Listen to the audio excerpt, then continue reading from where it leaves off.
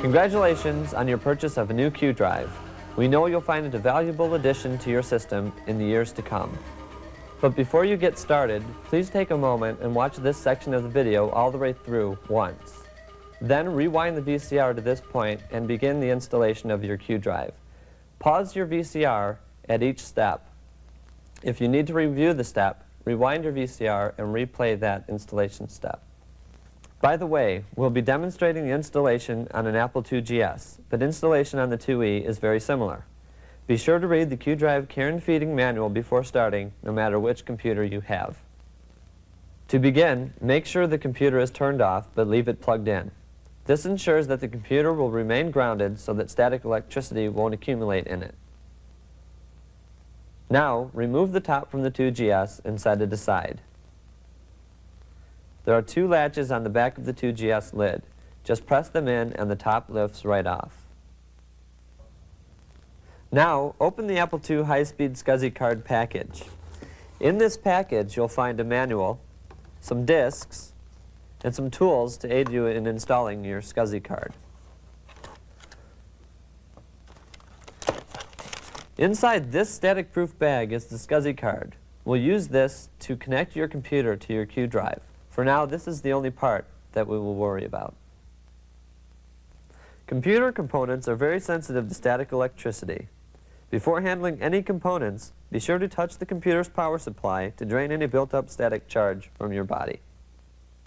Even if there's no shock or spark, you can still damage computer components from the static electricity you build up just by walking across the floor. So be sure you touch the power supply before opening the static-proof bag, and touch the power supply frequently throughout the installation. In reality, static damage is not all that likely, but it pays to take precautions like this when you're handling an expensive device like a hard drive. So now that you've removed all the static from your body, carefully remove your SCSI card from its static-free bag, being sure to hold the card by its edges. Make sure that you do not touch the gold fingers at the bottom of the card. You will install this interface card in one of the slots in the back of the computer. There are 7 slots, and usually you use the rightmost slot, slot 7. If you install the card into some other slot, you may have to give up the function of one of the back panel ports. The IIgs also has a memory expansion slot toward the front of the computer. Just ignore that slot. You cannot install the SCSI card in that slot. On the Apple IIe, there is also a memory expansion slot toward the front of the computer, but it's on the left side instead of the right. Ignore this slot as well. On the Apple IIe, you can put the SCSI card in any slot except for slot 3. However, if you would like your computer to always start up from your hard drive, we still recommend that you put the SCSI card in slot 7. Place the card's gold fingers into the slot. Get them started with a gentle pressure and maybe a little rocking motion. Now press down firmly on the card until it is seated. Don't force it. Use moderate pressure and the card should slide right in. When the card's gold fingers have mostly disappeared into the slot, the card is properly seated. The card should now rest level with the slot.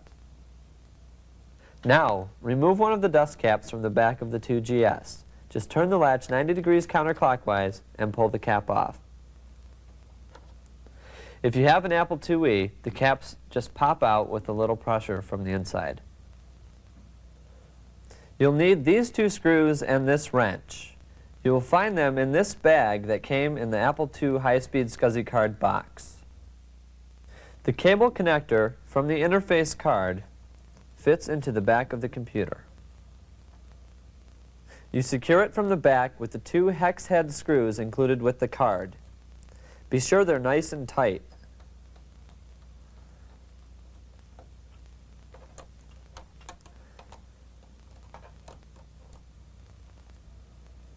You're done inside the computer now, so you can put the top back on.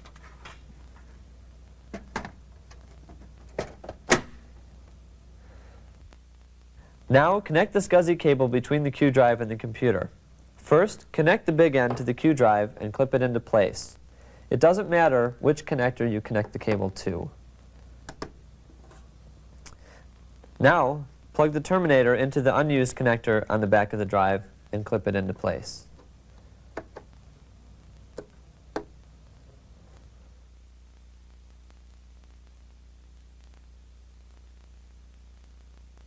Now connect the other end of the SCSI cable to the SCSI connector on the back of the computer. Tighten the thumb screws to hold it in place.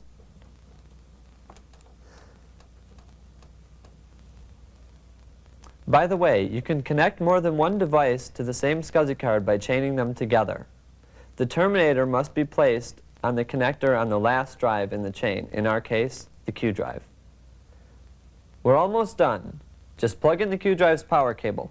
First to the drive, then to a handy electrical outlet. Congratulations! You've just installed your Q drive. Now it's time to turn it on and configure it. Configuration is completely automatic and happens only the first time you turn on your drive. Turn on the Q drive and let it warm up for about 10 seconds. If you bought the Salvation Supreme, ProCell, or EasyDrive hard drive management system, put the first or only program disk into your main disk drive. The Q drive will automatically start up that disk after it finishes its configuration.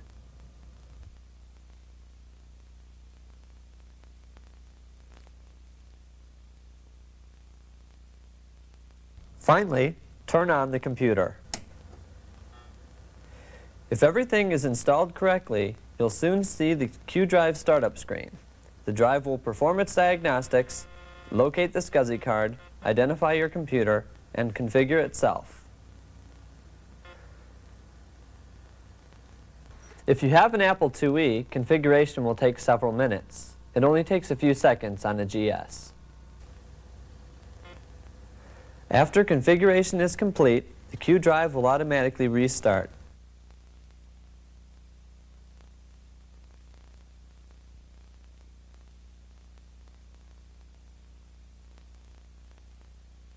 That's all there is to it.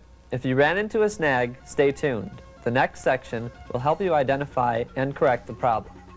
Otherwise, skip the next section and move on to the tips section, which contains important information about using your Q drive.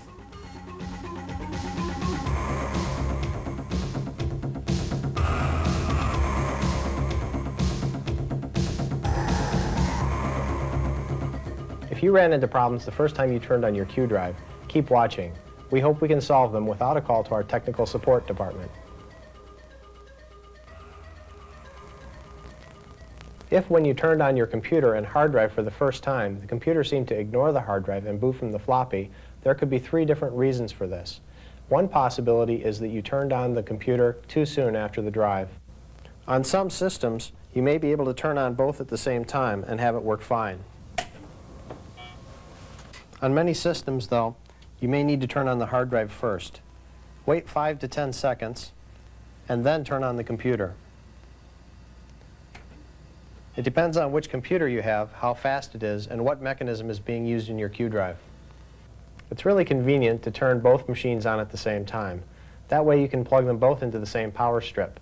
You may want to try this to see if it works on your system. If you have an Apple IIe, you may have installed the SCSI card in a slot lower than one of your other drive controller cards. Since the Apple IIe starts at slot 7 and scans downward until it finds a disk drive, your hard drive controller should be in a slot higher than other drive controllers, usually slot 7. If you have another card in that slot, we suggest you move it to another slot. If you have a 2GS, check your control panel. The 2GS control panel is a built-in program which allows you to change many things about the way the computer operates. To get to the control panel, first press Apple Control Escape.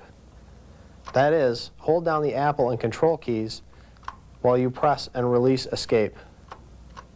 This screen should appear. Now use the up or down arrow keys to choose the control panel and press Return.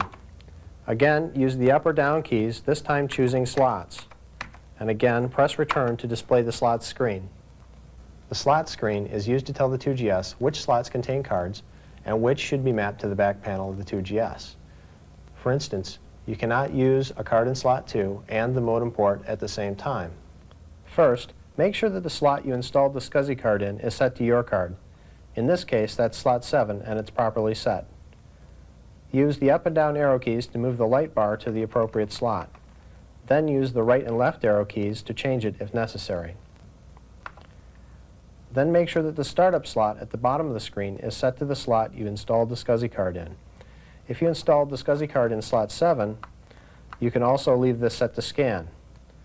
If it's not set properly, use the up and down arrow keys to move to the startup slot, then change it with the left and right arrow keys.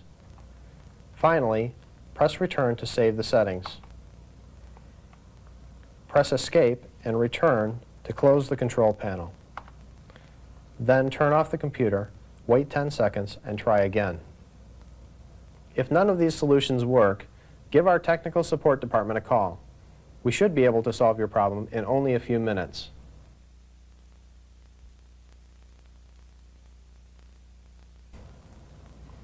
If you get a message that says unable to load ProDOS, turn the computer off and try it again to make sure that the computer is not trying to boot off one of the other disk drives. If it is, then rewind to the previous section for more information on troubleshooting this problem. If that's not the problem, it's time to check one other thing. Turn the power off on the computer and take the top back off. Touch the power supply to discharge static electricity. Then pull the SCSI card out of its slot. Find the block of switches at the bottom front of the SCSI card and change switch 1 to the open position. You can use a small screwdriver, the cap from a ballpoint pen, or your fingernail. Now reinstall the card and try the startup procedure again.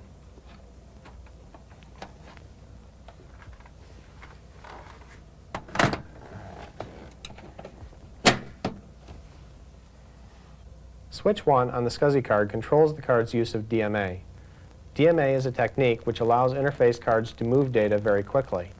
However, there are some memory cards and accelerators and other interface cards that are incompatible with DMA. You want to leave DMA turned on if possible because DMA makes the hard drive run slightly faster. However, for now, turn it off to see if that solves your problem. If changing the setting of switch 1 solves your problem, then you have at least one card in your computer which is not DMA compatible. Turn DMA back on and remove cards one at a time until the SCSI card works. The last card you took out is probably not DMA compatible. If this hasn't solved your problem, please contact our technical support department for more in-depth troubleshooting.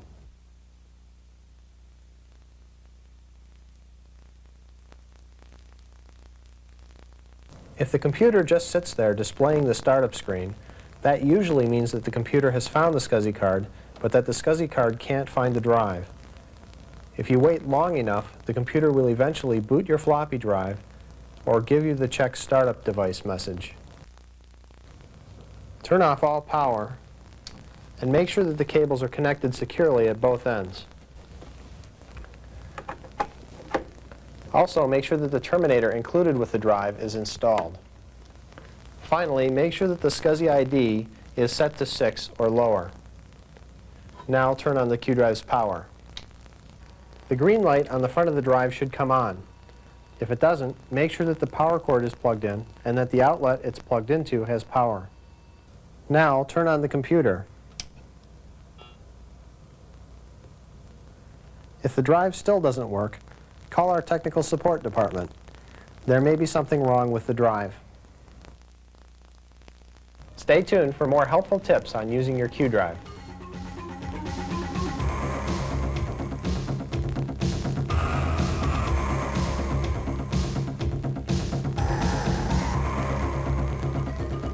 Now that your Q drive is installed and working properly, here are some tips to help you get the most out of it. The first and most important tip is to be sure to read the manual. There's a lot of stuff in there that you need to know about, especially if you've never used a hard drive before. It may be tempting to skip the manual, especially since you've already got the drive up and running. But trust me, the time you spend reading the manual is time well invested and could save you hours of frustration. Here's another manual you may find useful. This one comes in the box with the Apple SCSI card. But be careful. There are instructions in this manual for formatting and partitioning a new hard drive and preparing it to receive data. Don't follow these instructions. We've already formatted and partitioned the drive and installed system software on it, so you don't need to do that again. And in fact, if you do it again, you'll erase everything that's already on the drive, including the free software we included. And there's no way to get that stuff back on there without sending us the drive. So do read these manuals and do study them well, but be very careful about following any instructions you read in the Apple SCSI card manual. Now, onto some more specific help information.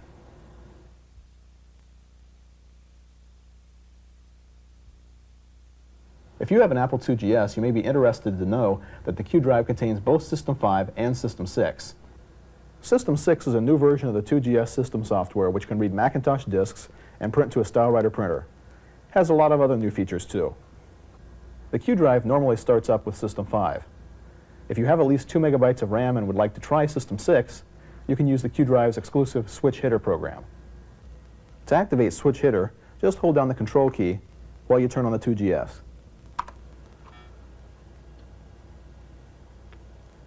It will take a few seconds for the Switch Hitter screen to appear. There we go. The Switch Hitter screen displays the current system software the drive is using at the top of the screen. To switch to System 6, just press the number 6. The switchover takes only a few seconds.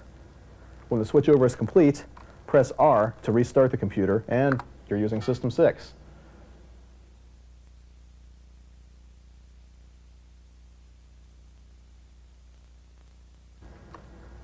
To return to using System 5, just hold down the Control key while starting up, and then press 5 when the Switch Hitter screen appears.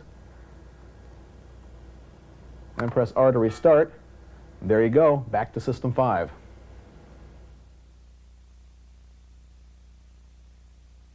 The Q drive does not come with System 6 manuals or disks. If you need these, you can buy the Quality Computer System 6 package for $29.95 or the Apple System 6 package for $49.95. And by the way, don't forget to check out the Switch Hitter instruction sheet for more details on how to use this program.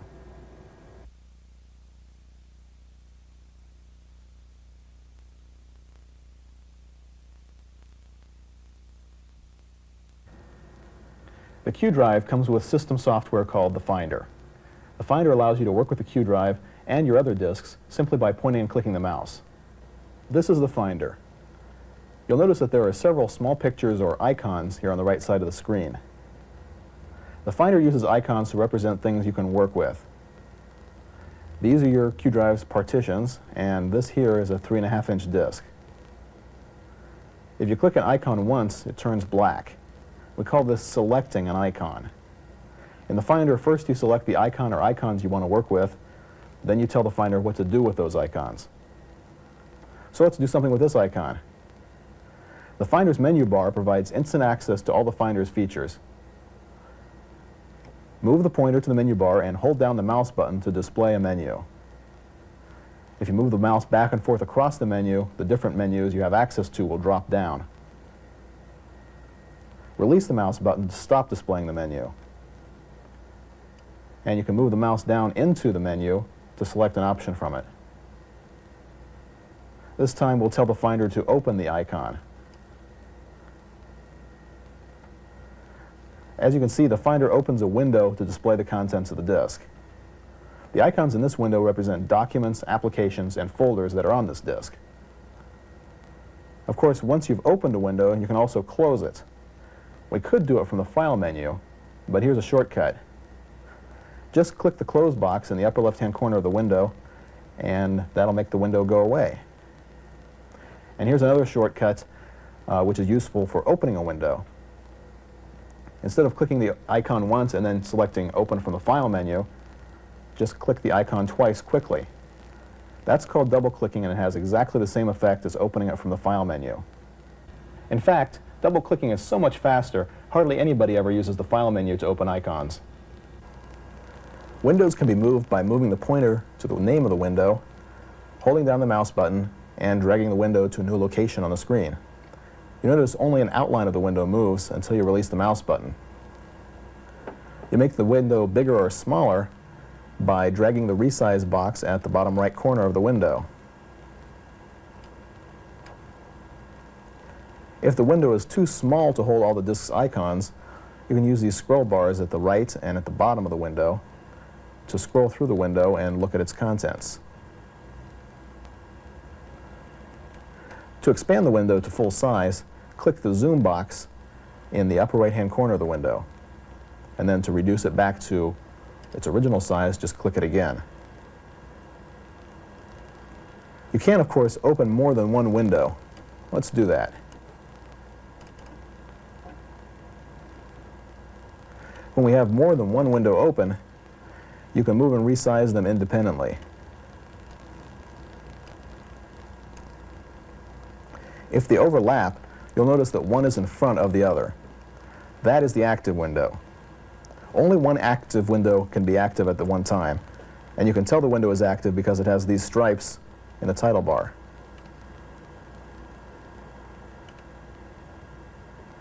As you can see, you just click anywhere in the window to make it active. The active or front window is the window you're working with. You can't do much with the icons in a window unless that window is active. You may have noticed that some of the icons in this window look like little file folders. That's because that's what they are. You can use folders on your hard drive to organize your data files into categories. You also usually put each program you install on the hard drive in a folder of its own. When you open a folder, another window appears just like when you open a disk. You can have folders inside of folders as many levels deep as you want, and of course, the window you just opened behaves like any other window. The system folder on your first Q drive partition stores all the parts of the system software.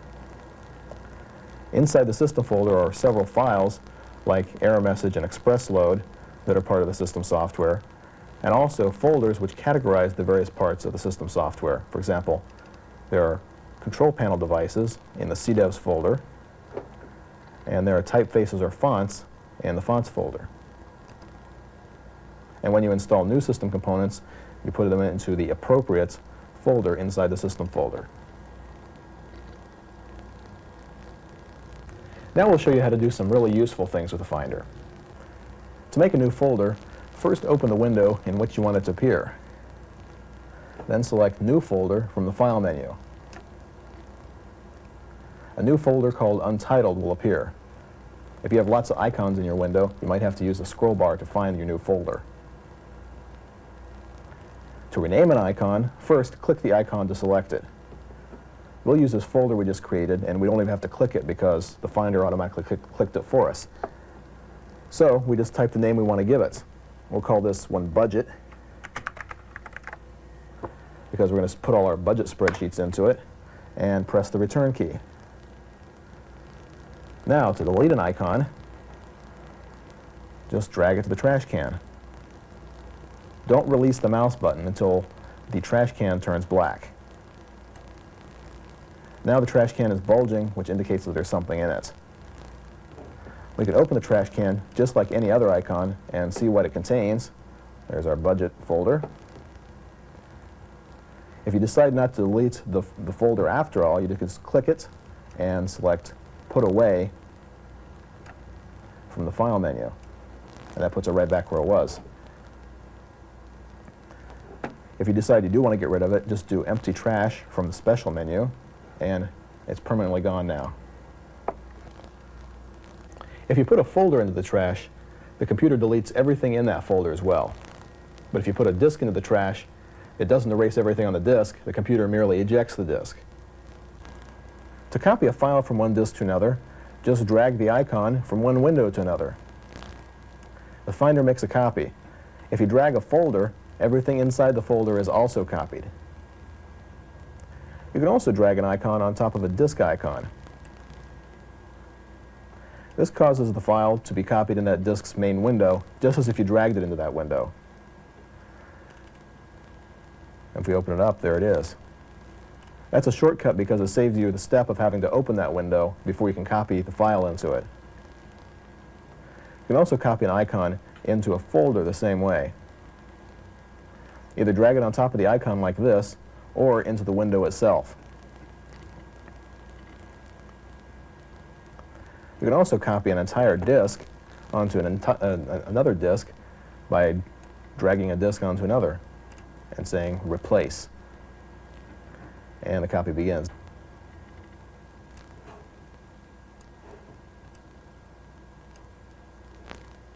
If you drag an icon from one window to another window on the same drive, the Finder simply moves the file instead of making a copy.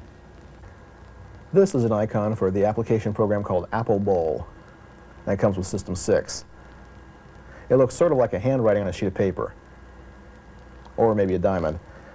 Some programs like the Advanced Disk Utilities and the Archiver have their own custom icons which sort of display what the program does. This is the Teach icon, and that program also comes with System 6. It still has the diamond shape, but it has a pencil writing on the sheet of paper. Chances are if you see a diamond icon, it's probably a program that you can run.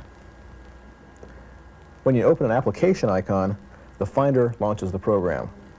You leave the Finder and you begin using the other program, like this.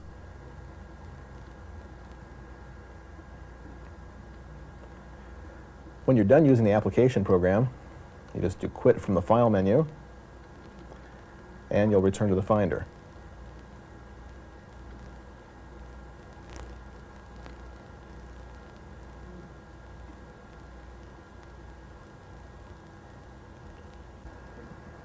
This is a document icon. This one happens to be a Teach document, but most documents look a lot like a sheet of paper with one corner folded down. When you double-click a document, the Finder will launch the program that created it and automatically open the document if the Finder knows which program created the document. Many of the programs you buy or get from other sources will come with an icon file that you can put on your hard drive to tell the Finder which documents go with which programs.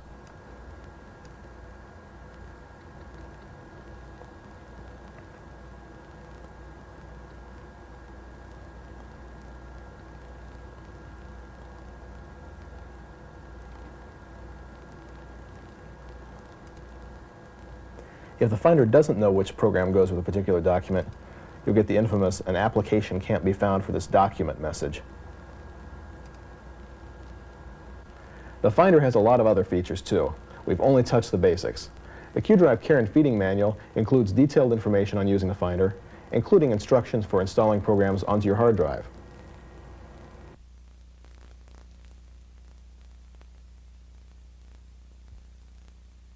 Your Q drive is very sturdy and requires very little physical maintenance. However, you'll want to back it up and optimize it regularly. Backing up the Q drive is the process of copying files from the hard drive to floppies in case of some problem with the hard drive. Now, hard drives are actually more reliable than floppy disks. However, since even the 52 megabyte Q drive holds the equivalent of 60 3.5-inch disks, you have a lot to lose if something does go wrong. The Apple SCSI card includes a simple backup program called Backup 2. However, you may want to invest in a good hard drive management system with a more flexible backup program. Hard drives are also subject to data fragmentation. Here's what happens. Say you save 3 files. the red, green, and blue boxes in this example. Now suppose you make the green file longer. The hard drive has to store the rest of the file in the first available free space, which is after the third file. So now when you ask the hard drive to read that second file, it has to read it in two parts. The same thing happens when you delete files and then save new files where the deleted files used to be. In the normal course of using your hard drive or any disk, your files will become more and more fragmented. Eventually, you may even start to notice degraded performance. A program called an optimizer rearranges the files in your hard drive for optimum performance.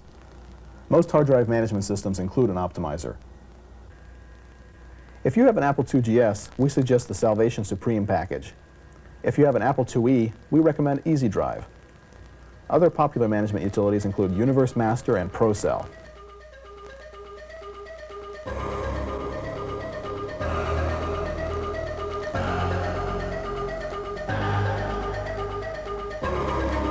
In this segment, we'll be teaching you a little bit about how to use your 2GS more effectively. In our situation here, we are using a 2GS with 4 megs of memory, one 3.5-inch disk, and a hard drive. Although the things that we'll be talking about will apply to the 3.5-inch disk user as well.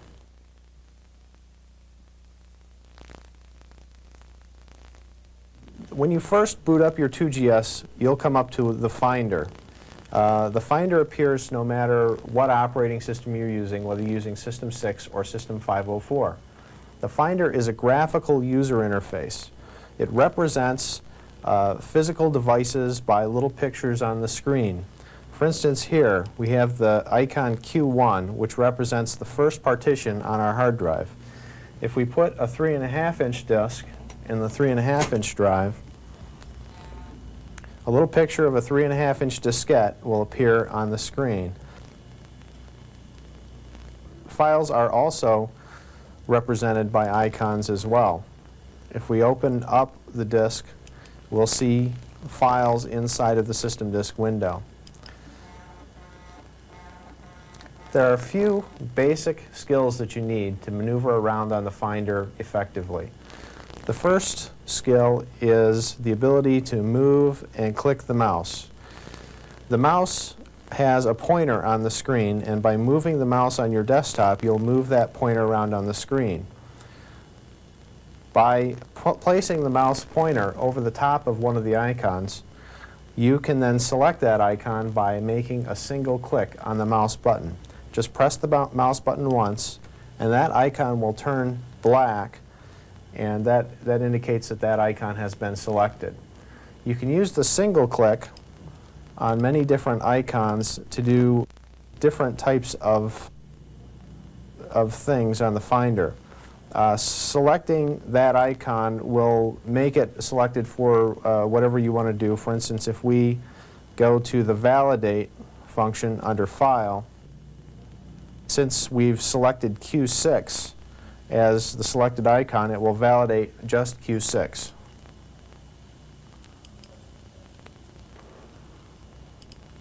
Okay, you can also select multiple items on the screen by doing what's called clicking and dragging. That is, pressing and holding the mouse button down and then moving the mouse cursor to another location. You can see the square being dragged out there. By clicking and dragging over the top of icons, you can select multiple icons at a time. See how I've selected 2 icons this time. In this case, you can then select the Validate, and it will validate both of those partitions. Another skill that you'll need to use is called the double click, and that's accomplished by pressing and clicking the mouse button rapidly in succession twice. Double clicking not only selects the item, but it opens it as well. So if I double click on Q1, it will blow open a window to show the contents of what's in Q1. Q1 is our hard drive, so there are several files in Q1. There are many controls around the outside of these windows that blow open as well. The lower right-hand corner, you can click and drag to resize a window. The arrows will allow you to scroll through the window to see what other files are there.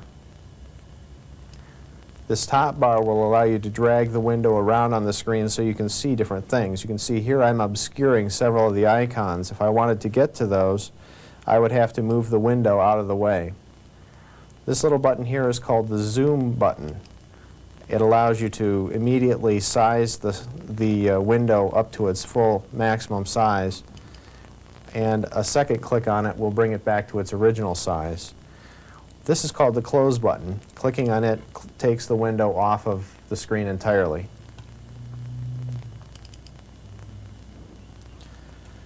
To copy files, you'll need to drag icons around on the screen.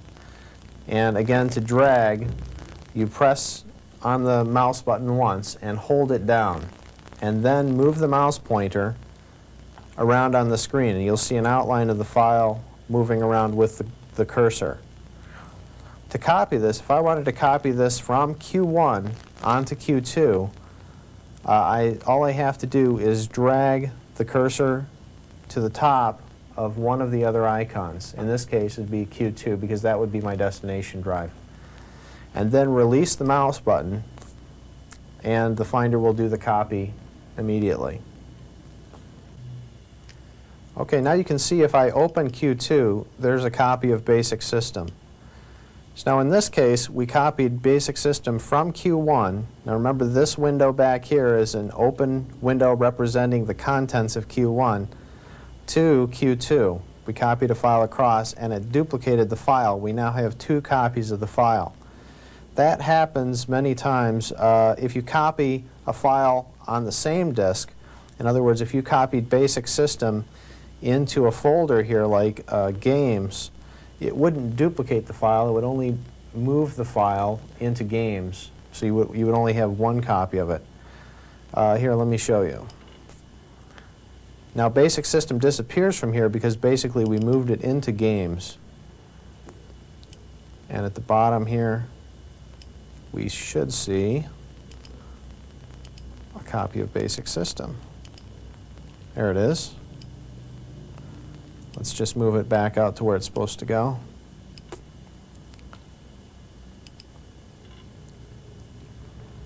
Okay.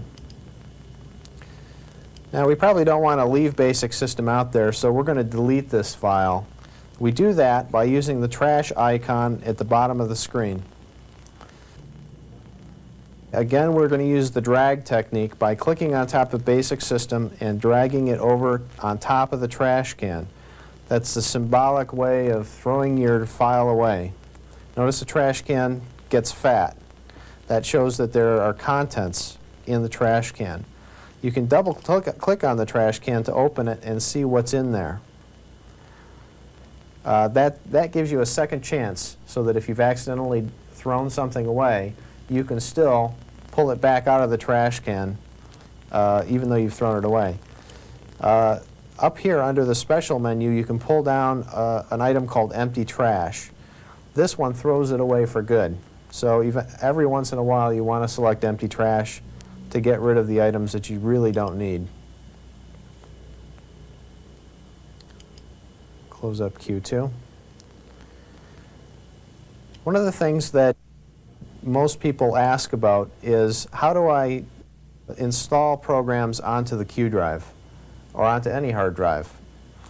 The first thing that you'll want to do is learn how to create a folder.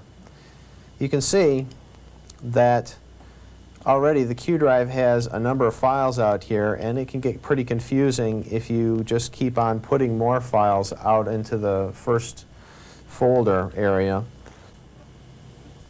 You really don't want to have to look through too much in one area. So one of the things that is a good idea to do is to create a separate folder for each application, or for each set of applications that you might use. You can see that already we've got this drive separated into graphics programs, games, sound programs, System 6, System 5 applications. So let's create a new folder. To create a new folder on the desktop, all you have to do is pull down on the File menu, select New Folder, and a brand new folder will be created someplace called Untitled. You may have to look around for it. Okay, now to change the name of Untitled to something else that you might want to call it, you'll just click on it once, and you'll notice that your cursor, when you're over the top of the word Untitled, will turn to what's called an I-bar. That I-bar is a text icon, and when you click on the word, you'll see a flashing upright bar, which allows you to edit that word.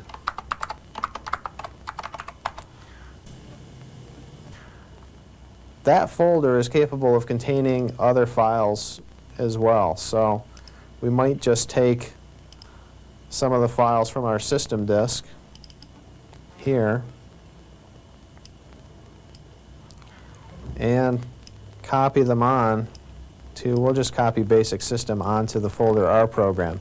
Now notice when I'm doing the copy, I have to have both the file that I'm copying or folder that I'm copying in view and the folder that I'm copying to in view. If I just copy onto the top of it, that copy is a copy of basic system from the system disk into the folder R program. There's an easier way to copy programs onto the hard drive from 3.5-inch disk, and that is to just copy the disk directly onto the drive. We'll try that with another application. Right now I want to eject the system disk, and I'm going to do that the same way that I threw out a file before. Now when you drag a disk drive to the trash can, it's different than dragging a file to the trash can. If you drag a file to the trash can, that'll delete the file. If you drag the disk to the trash can, it simply ejects it from the disk drive. I'm going to put in a copy of Platinum Paint, and we'll install that to Q2.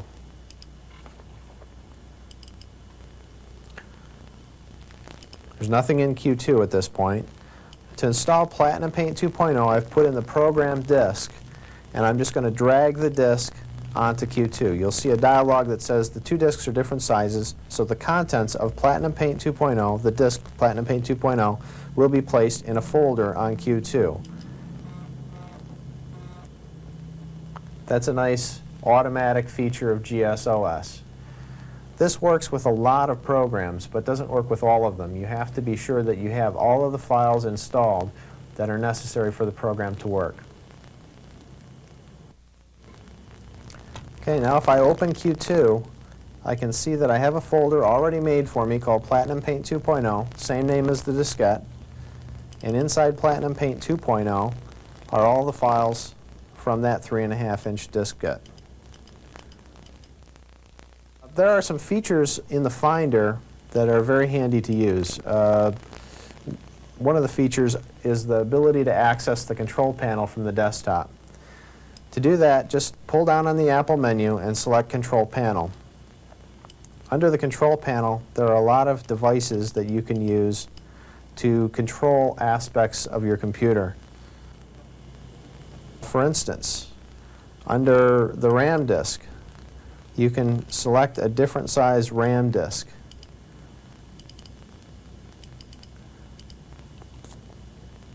The RAM cache, you can also choose a different size RAM cache.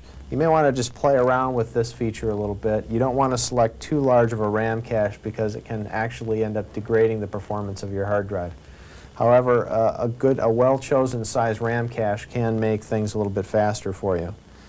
One of the things that you'll always want to make sure is set before you go into a lot of programs like AppleWorks GS or Platinum Paint is make sure that the Direct Connect printer or DC printer control panel is set so that you're selecting whatever driver you're going to use.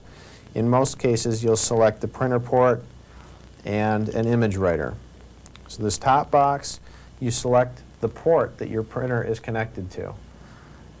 This allows you to select the modem port as the port that your printer is connected to. Most people have the image writer, so we're going to leave that set up that way.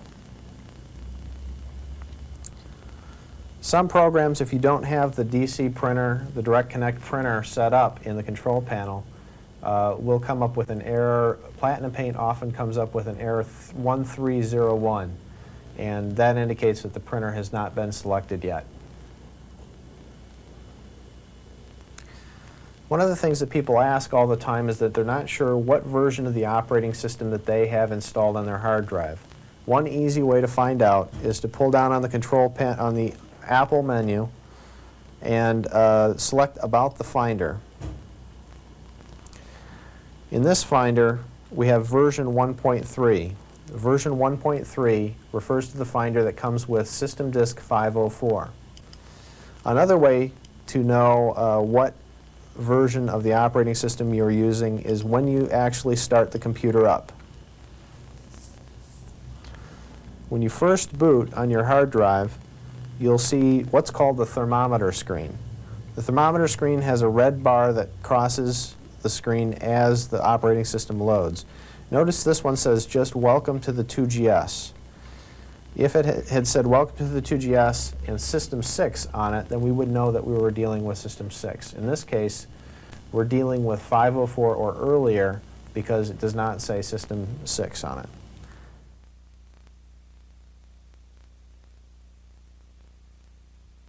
Q drives come installed with a program called Switch Hitter.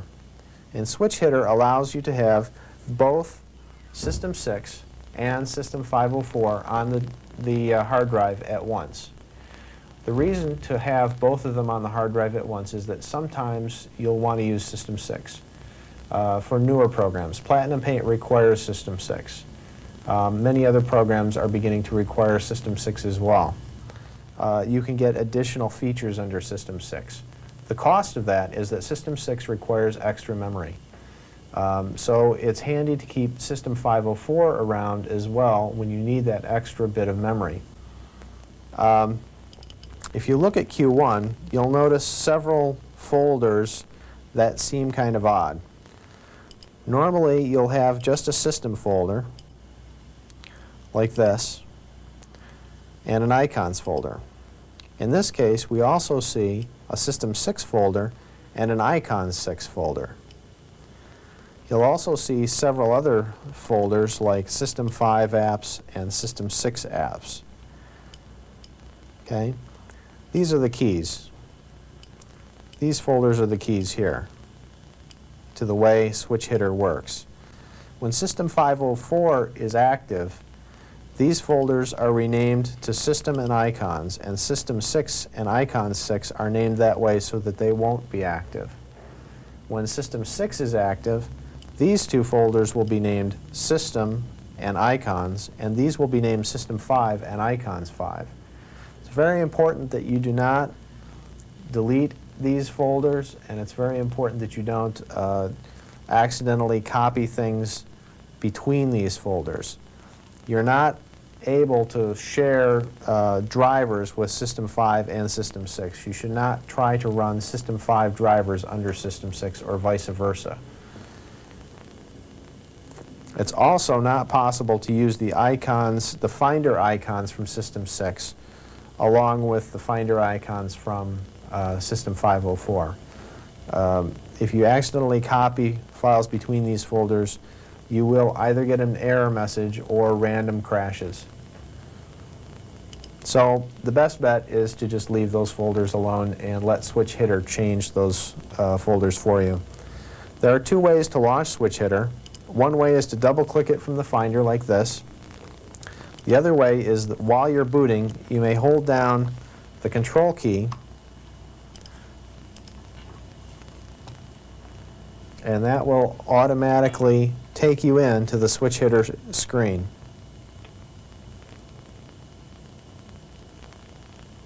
Okay, so by holding down the Control key when you turn on the power on your computer or when you reboot, this is the screen that you'll see. Changing between System 5 and System 6 is as easy as pressing the number 5 or 6 on your keyboard. You can see that our current software is System 5. We'll change to System 6. Now that's all done. At this point, you can just hit R to restart the system, and we'll now reboot into System 6. Now you can see that we're booting into System 6 because it says Welcome to the 2GS, System 6 below it. One of the other things that you'll want to be able to know how to do is how to prepare 3.5-inch discs for use. 3.5-inch discs have to be formatted before they're usable under any particular system. This does two things. It prepares the media for use by writing out little electronic pieces of information that will allow the computer to find the information that you store on it later on. Another thing it does is it actually writes out the operating system's directory structure, and that's a sequence of data that allows the computer to actually organize the data on the diskette. If you insert a disk that has not been formatted yet into the disk drive, you'll get this dialog. GSOS can't read this disk. Do you want to initialize it? If you're very sure that there's no data on it, then you can go ahead and initialize it, or you may choose to eject it.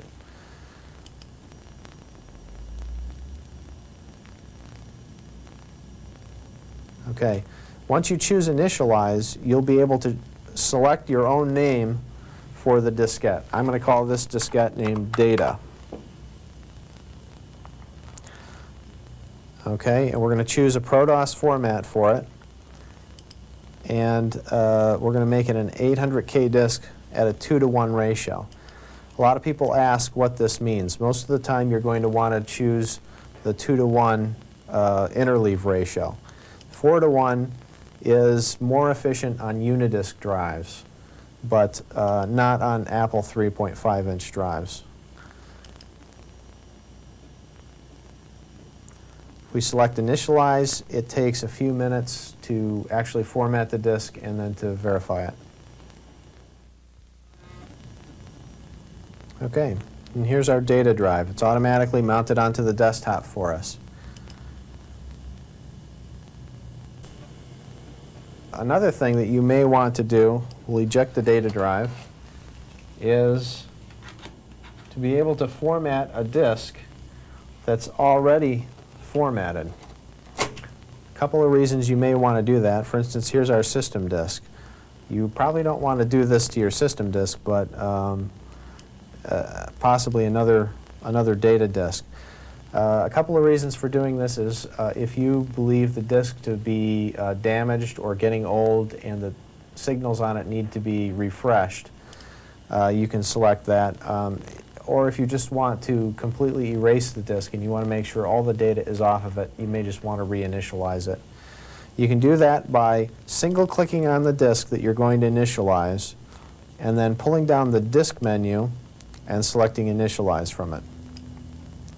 You'll get the same dialog as you got before when you were initializing a blank diskette.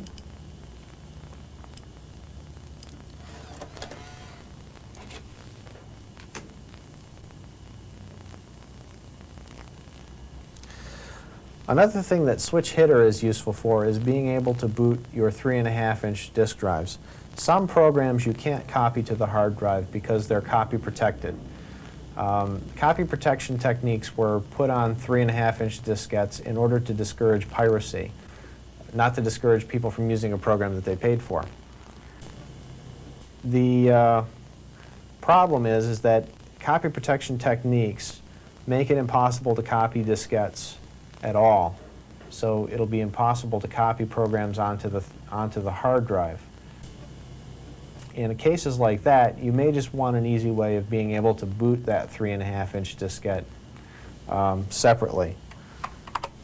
So if you hold down the control key while you're booting, when you turn your computer on, you'll notice an option in the Switch Hitter menu that allows you to boot slot 5.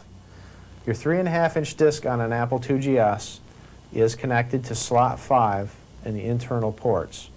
Slot 6 will be connected to a 5.25-inch drive if you have that.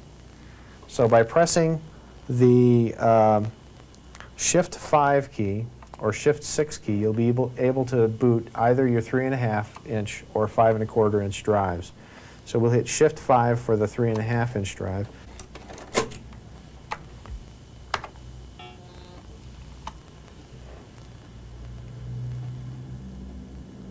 You can see that it's now booting on the 3.5-inch disk.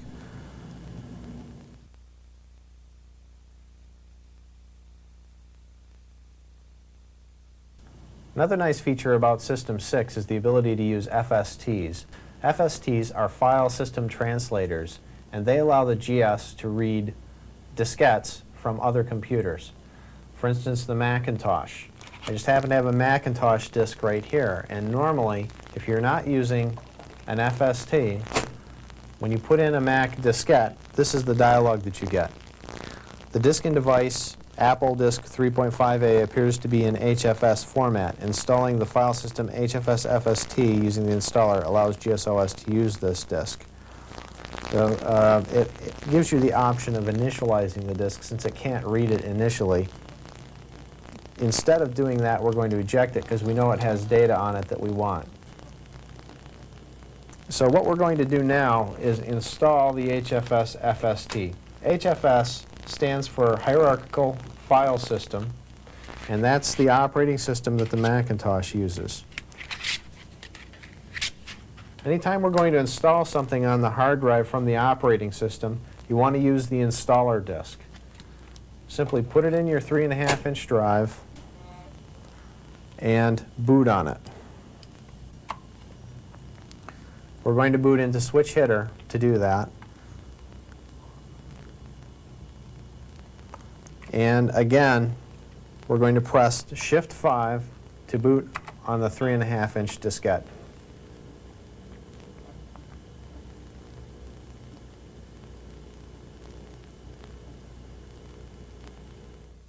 Okay, once you get to the installer initial screen, select Customize. Since we already have System 6 installed on the hard drive, the only thing that we really want to install are those Customize features, which are little parts of the operating system that are really optional. Another thing to make sure is if you're running switch header, before you do this, make sure that System 6 is active before installing System 6 operating system parts. If System 504 is active, then use the System 504 installer, not the System 6 installer. Okay, under the installer on the left-hand side, make sure that the disk to update is Q1. That's the boot disk that we're using. Then go down the menu till you see the file system items, and you have options to select file systems for HFS, which is the Macintosh FST, DOS 3.3, which is an old version of the operating system for the Apple II. This does not refer to the IBM operating system, or the Pascal FST. We're going to go ahead and install the HFS FST. It asks us to put in the diskettes that we need to insert. Just go ahead and do that when it asks.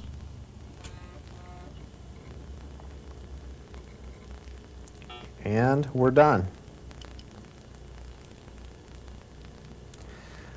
Once we're done, you can go ahead and reboot.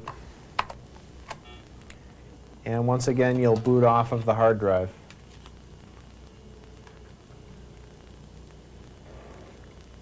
This time, we'll have the HFS FST. It's invisible, so you won't really notice it when you boot your computer.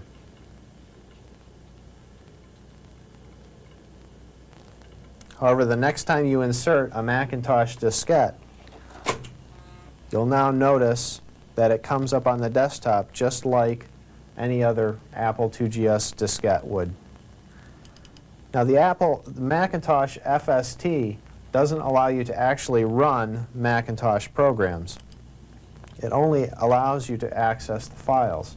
So the real usefulness for this FST is when you're working on a Macintosh and maybe doing word processing files. You can print the word processing files onto the diskette in a file format that's text, a generic file format, and then you can share them between the Apple and the Macintosh very easily. Some other features of System 6 that are not available under System 5 is the ability to do what's called tunneling. Tunneling is when you open a window, a lot of times if you continue to open windows, you'll notice that the screen gets kind of cluttered after a while. What tunneling allows you to do is to open the next window or folder while simultaneously closing the current folder.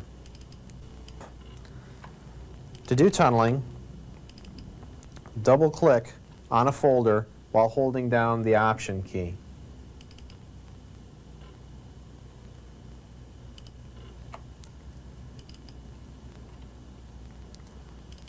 Another thing that's possible to do is reverse tunneling. You can tunnel through to Graphics, then to Font Editor.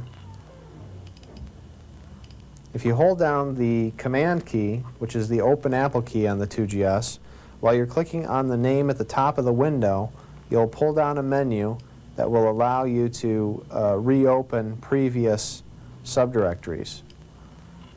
Or you can hold down the Option and the Command key, and it will allow reverse tunneling. It'll back you down to one folder below while closing the current folder.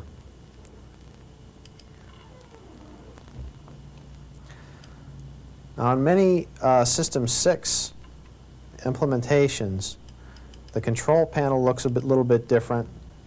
You'll notice in some cases under System 6, DC printer has not been installed. To install that on a 3.5-inch disc or on your hard drive, just install the printer that you're going to be using. If you're using an Epson, install the Epson. If you're using an ImageWriter, install the ImageWriter driver. That will automatically install the control panel for Direct Connect printer or DC printer.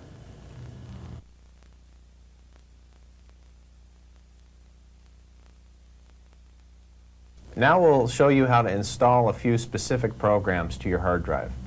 We'll start with Salvation Supreme. Salvation Supreme is a useful set of utilities that will help you manage your hard drive. However, the installation has changed over the last couple of revisions, so we'll go over a few of the changes that have happened. You used to have to boot on the first disk of the Salvation Supreme set. That's no longer true. You should boot off your hard drive, and when you get to the Finder, like this, insert Salvation Supreme Disk A.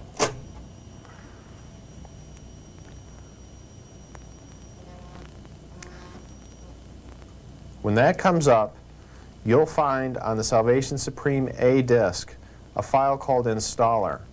That's the installer program that will automatically copy all of the files over to your hard drive in the proper sequence. Double-click on that.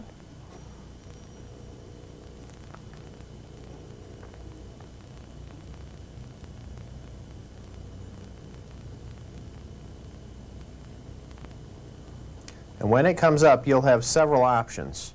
You'll notice that there are separate options for System 5 and for System 6. You'll also notice that there are different options for Backup, Deliverance, Exerciser, and Salvation Supreme. Most likely, you'll just want to install Salvation Supreme. Salvation Supreme is everything in the package. And then Renaissance is one part of the package, Exerciser is another part of the package. So chances are you just want to install Salvation Supreme. If you install that, there's no need to go back and install the individual items. Also, if you have a Q drive, there's a new option at the bottom called Salvation Supreme for Q drive. What this will do is this will automatically, if you have a Q drive and you're using switch hitter, this will automatically install Salvation Supreme for both operating systems, for both System 504 and for System 6. So that's a real handy option to use. Just click on the install button and put the disk in as it's required. However, we're going to go back and show you how to install it for System 504 or for System 6. And that way, if you don't have the Q drive, you'll be able to install anyway, or if you're not using switch hitter. The first thing you want to do is, if you're installing Salvation Supreme and you're using switch hitter, chances are you're going to want to install it under System 504. So we're going to go back out.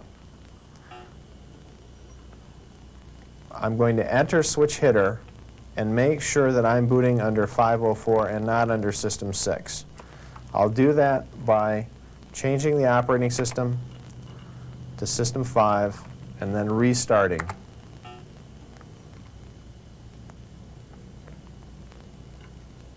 Now, as we learned before, this is the screen for System 504. If it was System 6, it would say, "Welcome to the 2GS System 6" underneath of that.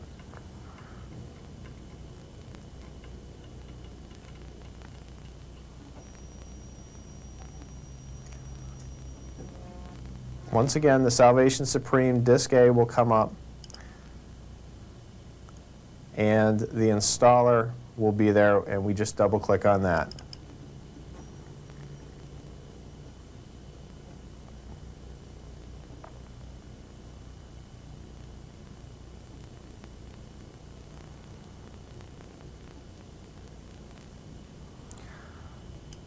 Okay, then we'll want to go down to Salvation Supreme and select GSOS 5, and then go ahead and install. It'll ask you to confirm. It says this selection installs Salvation Supreme on a hard disk running GSOS 5. You can choose skip this update or perform this update. We'll go ahead and perform it. Now it asks for disk B, and just continue to put in whatever disk that it asks for.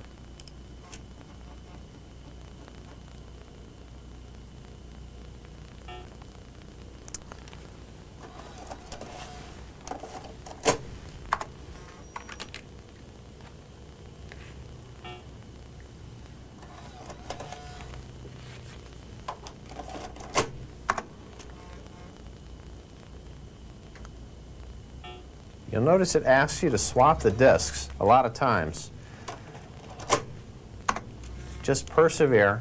It's not broken. It does ask you to swap the disks quite a few times before it starts the copy.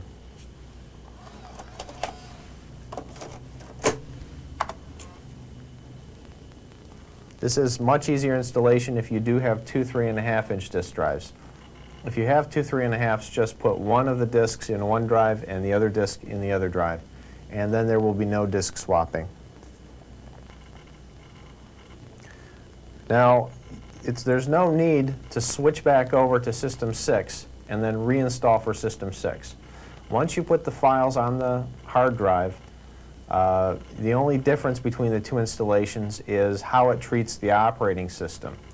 What this will do is, instead of booting up to the Finder next time, you will boot into Wings. And it treats the way it sets that automatic boot up into Wings differently depending on whether you're using System 5 or System 6. So by setting up for System 5, we'll be able to then go into System 6 and then tell System 6 to look for the files that we've already previously set up under System 5.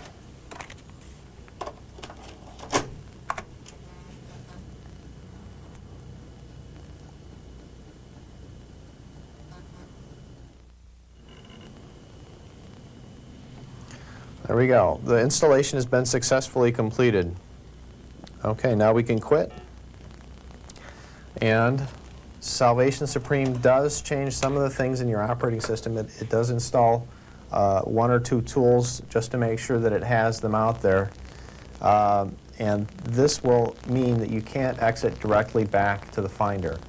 So we will need to restart the system. And this time, if everything is set up properly, we should boot directly into Wings.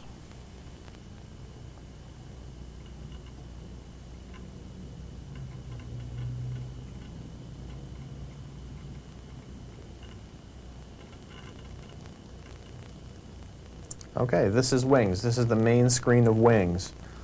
And that's the program launcher part of Salvation Supreme. Each of these little white rectangles on the left-hand side can be customized to automatically launch a piece of software. AppleWorks GS. This column here shows you all of the files that are on your hard drive, and you have a number of different options here. If you want to go back and use the Finder for any reason at all, you can click on this button over here and it will automatically take you to the Finder. Okay, the next thing we want to do, though, at this point, is we want to set up for System 6 so that we can switch over, because now you'll see, once I switch over to System 6, System 6 is still booting into the Finder and not into Wings. Okay, hit R for restart.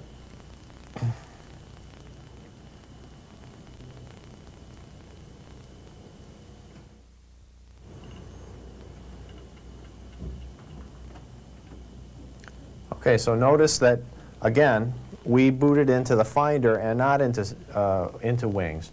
That doesn't mean that Salvation Supreme hasn't been installed. It just hasn't been connected to System 6 properly so that we boot into it. The way we do that is you pull down on the Apple menu and go to the Control Panel. Under the Control Panel, you'll find a little icon that looks like a boot, and it's called Set Start. Open that Control Panel up, and you'll find that it's set to start up with the Finder. What we can do is select an application to start up with. This allows us to select any application to start up with. If you wanted to boot into AppleWorks GS, you could have it do that. However, you wouldn't be able to boot into anything else, so I wouldn't recommend that. We want to look around here for the subdirectory named Wings. And in the subdirectory named Wings, we can select the Wings file as the startup. Close that, and now when we restart, Wings should now be installed on both sides, System 5 and System 6. Again, it's easier for you to use the custom installation script for the Q drive so that this will automatically be set up for you. But if you didn't start out with a Q drive, if you're starting out with a different hard drive and you've installed the switch hitter, this gives you the capability of setting that up.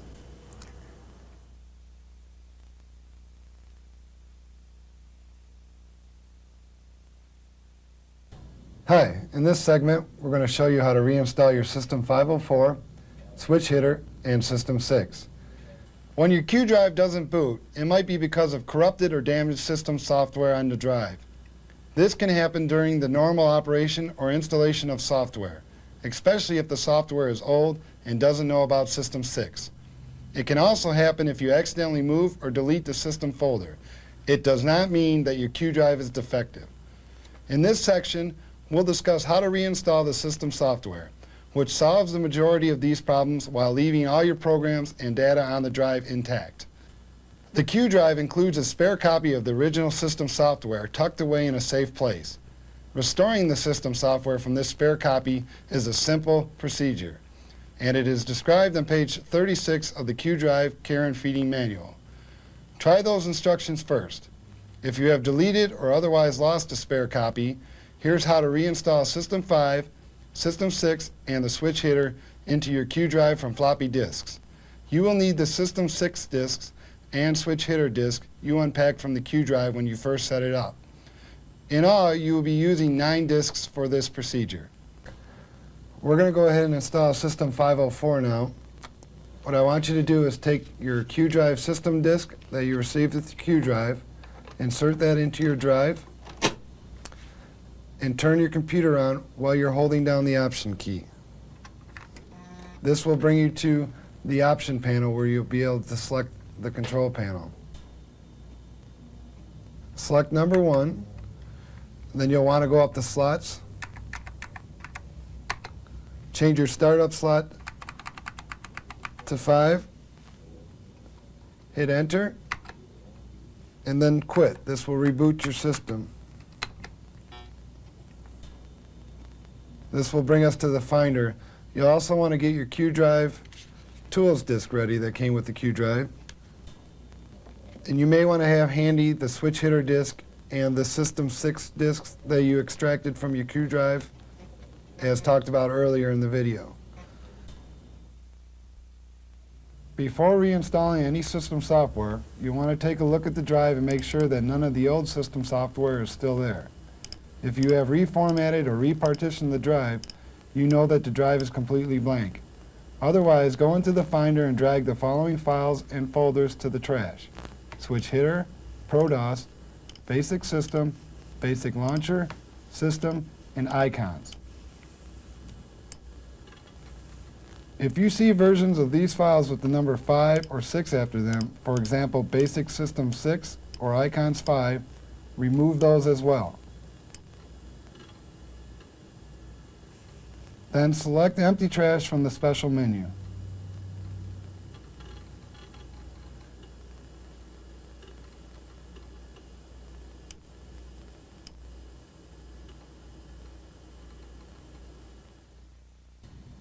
And we want to eject our system disk and insert our tools disk.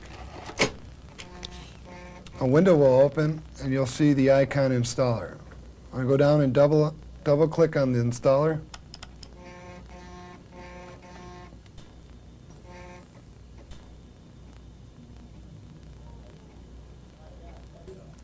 Now we're asked to put the system disk in, so we want to eject the tools disk and put the system disk in. Once again, if you have 2 disk drives, this won't be necessary.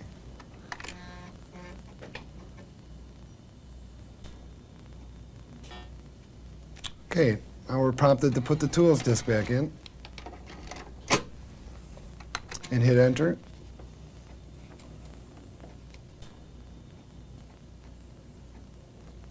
And this will bring up the installer. Now here you want to highlight latest system files. So you want to scroll down until you see latest system files. Notice there's a latest system files no finder. You do not want this option. Highlight latest system files by clicking on the mouse. You'll also want to go down and while you're holding down the Open Apple key, you can select SCSI Hard Disk. Then you want to scroll back up, and if you have an Apple 5 1/4 disk drive, you'll want to select that option also by holding down the Apple key once again and highlighting that. Now we have 3 options selected. You may also want to put in additional fonts. It's your preference, or any other driver you may need. And then you want to check on the top that Disk to Update says Q1. Right now it says System Tools, so we need to go to the lower right, click on Disk until Q1 appears on the screen. There it is. Now we just click on Install.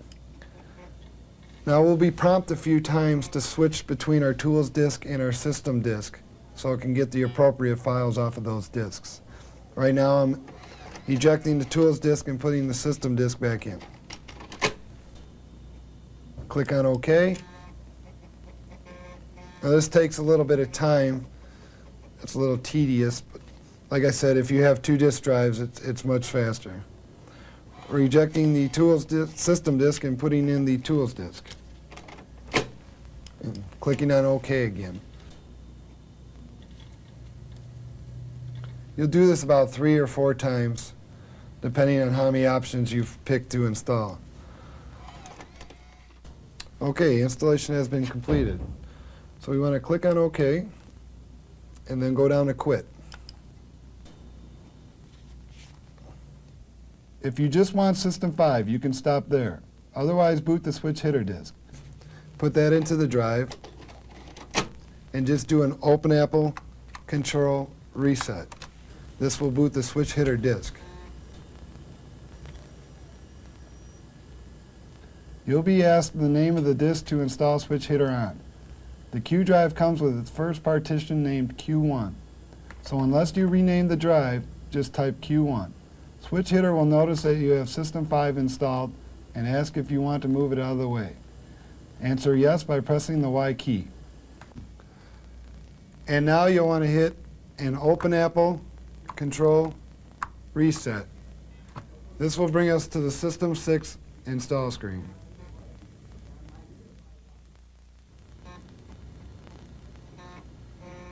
Okay, now we've reached the System 6 install screen.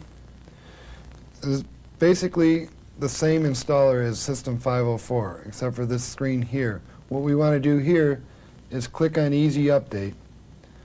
This will allow us to update any corrupted files or any missing files that we might have in System 6. So we'll click on Easy Update, and then we'll be prompted to switch a few disks. I'm now taking out the installer disk and putting in the System Tools 1.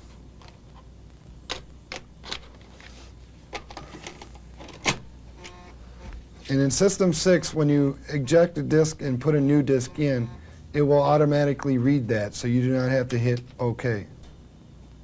And now we're prompted to put the System Tools disk 2 in.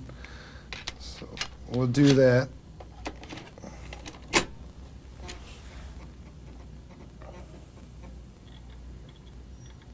And after we do an easy update, we'll go into the Customize Install screen. There we can add additional features that we might want in our System 6. Now we're taking out the Tools 2 disk and putting the installer disk back in.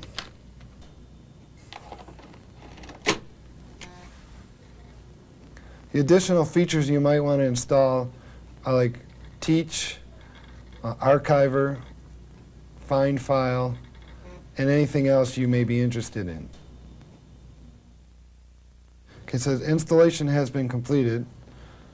So we want to click on OK. Now we're back to our original installer screen. Now we're going to want to go down to Customize, and we're going to need to put the install disk back in. So we'll take out our Tools 2 disk and put the install disk back.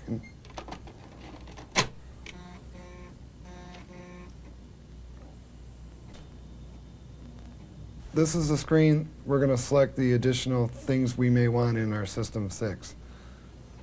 And like I said before, it basically looks the same as the System 504 installer.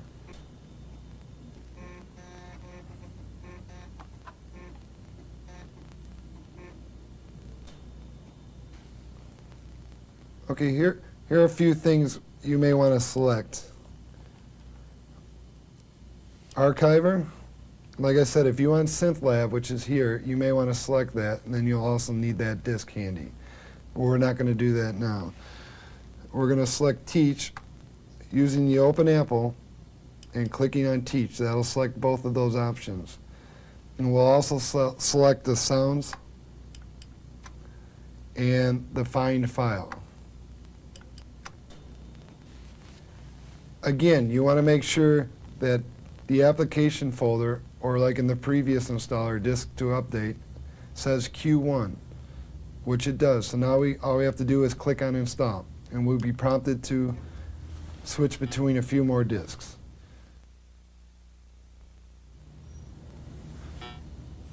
Okay, installation has been completed, so we want to click on OK. After you've installed System 6, it's time to finish the switch hitter installation. Grab your switch hitter disk, put that into the drive, and just do an Open Apple, Control, Reset. This will boot the switch hitter disk. And type in Q1. Switch hitter will notice that both System 5 and System 6 are on the drive and offer to complete the installation. Answer yes by pressing the Y key.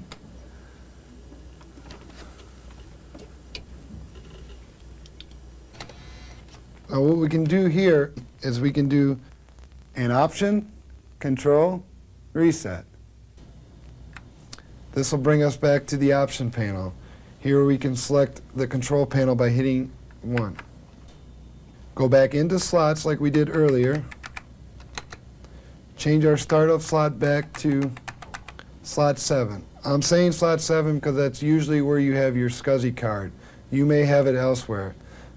And that's the slot you would select for your startup slot. Then you want to hit enter to save the configuration. Go down to quit, and this will reboot the computer. And it should boot off your hard drive, and everything should be back to the way you had it originally.